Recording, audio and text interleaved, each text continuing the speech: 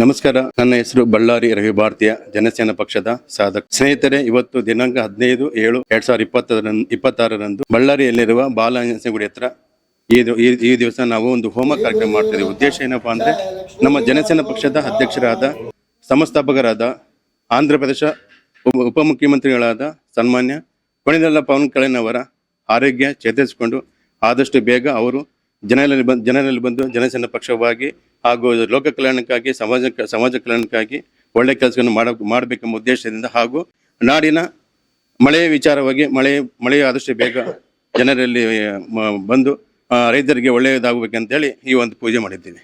ಈ ದಿನ ಕೊಣೆದೆಲ ಪವನ್ ಕಲ್ಯಾಣ್ ಅವರ ಆರೋಗ್ಯ ಚೇತರಿಸಿಗೋಸ್ಕರ ಮಹಾಗಣಪತಿ ಹೋಮ ಹಾಗೂ ನವಗ್ರಹ ಹೋಮ ಹಾಗೂ ಮಹಾಮೃತ್ಯುಂಜಯ ಹೋಮ ಹಾಗೂ ಧನ್ವಂತರಿ ಹೋಮ ಸುದರ್ಶನ ಹೋಮವನ್ನು ಮಾಡಲಾಗಿದೆ ಹಾಗೂ ಪೂರ್ಣಾಹುತಿಯನ್ನು ಕೂಡ ಕಾರ್ಯಕ್ರಮವನ್ನು ಮಾಡಿಕೊಡಲಾಗಿದೆ. ನಾನು ಬಸವರಾಜ ಶಾಸ್ತ್ರಿ ರವಿ ಭಾರತೀಯ ಅವರ ಒಂದು ನೇತೃತ್ವದಲ್ಲಿ ಈ ಹೋಮವನ್ನು ನಡೆಕೊಂಡಿದ್ದು, ಪವನ್ ಕಲ್ಯಾಣ್ ಅವರ ಒಂದು ಆರೋಗ್ಯ ಒಂದು ಸ್ಥಿತಿಗತಿ ಏರುಪೇರು ಇದ್ದಿದ್ದು ಈಗ ಮತ್ತೆ ಒಳ್ಳೆಯ ಸ್ಥಿತಿಗೆ ಬಂದಿರೋ ಕಾರಣದಿಂದಾಗಿ ಮತ್ತು ನಮ್ಮ ಕರ್ನಾಟಕದಲ್ಲಿ ಹಾಗೂ ಇಡೀ ರಾಜ್ಯಾದ್ಯಂತಹ ಮಳೆ ಚೆನ್ನಾಗಾಗಲಿ, ರೈತರು ಇರಬೇಕು, ನಮಗೆ ರೈತನಿಂದನೇ ನಮಗೆ ಅನ್ನ ನೀಡೋದು ಅನ್ನೋದೊಂದು ಕಾರಣಕ್ಕಾಗಿ ಈ ಉದ್ದೇಶ ಹೋಮ ಮಾಡ್ತಾರೆ. ಆಮೇಲೆ ಇದರಲ್ಲಿ ಮಹಾಗಣಪತಿ ಹೋಮ ಮತ್ತು ಇನ್ನು ಅನೇಕ